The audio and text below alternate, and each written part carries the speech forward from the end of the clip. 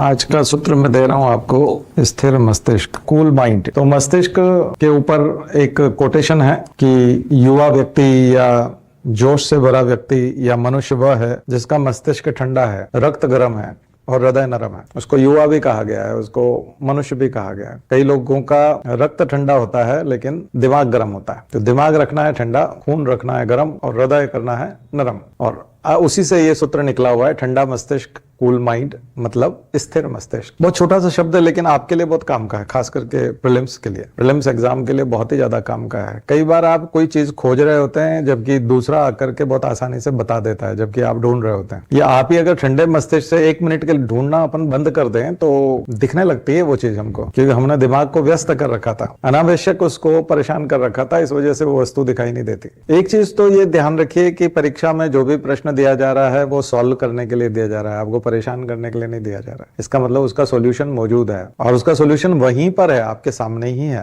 तो फिर घबराने की जरूरत नहीं है, मस्तिष्क को स्थिर रखना चाहिए, कहीं न कहीं उत्तर समझ में आ जाएगा। प्रश्न के चारों तरफ बहुत सारे डायमेंशंस हैं, उन डायमेंशंस को आपको समझने की कोशिश करना पड़ेगी। आयामों को समझने की कोशिश करेंगे तो निकल आएगा उत्तर। हमारे साथ प्रॉब्लम यह है कि हम उन आयाम को समझने की कोशिश नहीं करते। उसका कारण ये कि ऐसा नहीं कि हम कोशिश करना नहीं चाहते या आयाम समझना नहीं चाहते, मस्तिष्क की अस्थिरता, हमारा दिमाग इधर उधर भागता है, मन इधर उधर भागता है, तो मन और मस्तिष्क दोनों को लगाना है, उसके ऊपर स्थिरता लानी है और इसका अभ्यास करना पड़ेगा आपको। अभी 2 तरह की चीज है, स्थिर मस्तिष्क है और आपको उत्तर भी पता है, लेकिन प्रॉब्लम यह है कि हेजिटेंसी, एक ये चीजें है जो आपके मन को या मस्तिष्क को बहुत ज्यादा अस्थिर कर देती है। तो अभ्यास से आपको इसके ऊपर विजय पाना है, इसको जीतना है। हेजिटेट होते हैं हम लोग, उसको जानते हैं, उत्तर जानते हैं, लेकिन मस्तिष्क स्थिर हो भी गया तब भी हमारे सामने एक समस्या और आ जाती है, हमें एक तरह का डर पैदा होता है, डर होता है, जिसकी वजह से भी हम उत्तर नहीं निकाल पाते। और ये आपको हर जगह करना है ना, पूरी लाइफ में इसको शामिल करना चाहिए। ये आदतें होती है, दरअसल ये परीक्षा आपको एक आदत में डालती है। या तो जिन लोगों में ये आदत होती है वो परीक्षा बहुत आसानी से निकाल लेते हैं, और अगर आसानी से परीक्षा नहीं निकाल पा रहे हैं तो एक आदत विकसित करनी पड़ेगी। आप जब आप इस आदत को विकसित कर लेंगे तो फिर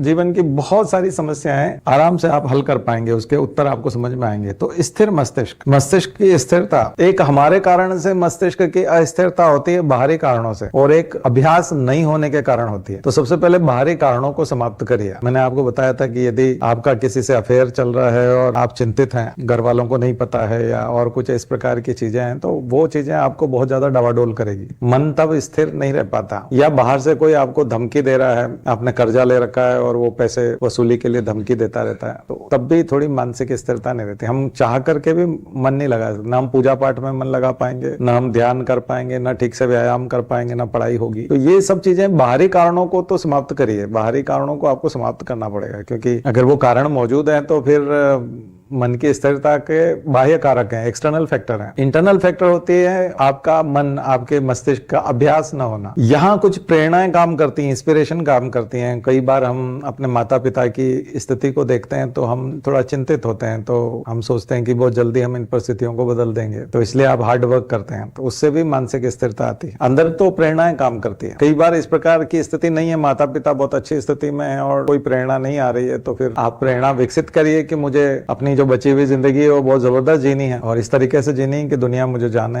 समाज के लोग मुझे जाने, और मैं कुछ कंट्रीब्यूट करना चाहता हूँ सोसाइटी को, उस भाव से जिया जाए। तो कुछ न कुछ तो कहीं न कहीं आपको अंदर से कुछ लाना पड़ेगा। तो इंटरनल फैक्टर की कमी है, उसको भी ठीक करेंगे। हमारी क्लासेस आप लगातार सुनेंगे, पुरानी वीडियोस देखेंगे, तो वो वाली प्रॉब्लम लगभग दूर हो जाएगी। इंटरनल वाली तो दूर हो जाएगी, लेकिन एक्सटर्नल वाली आपको करना पड़ेगी ठीक। अगर आपने पाल रखी है तो उसको ठीक करिए, क्योंकि उसके बिना मन स्थिर होगा नहीं, मस्तिष्क स्थिर नहीं होगा, उसके अंदर कुछ न कुछ दुविधा चलती रहेगी, हिलता रहेगा और चीजें इधर उधर डिस्टर्ब होती रहेंगी। तो आज का सूत्र बहुत इंपॉर्टेंट, स्थिर मस्तिष्क, कूल माइंड, ठंडा मस्तिष्क रखें, जोश बरकरार रखें और मन में दयालुता का भाव रखें।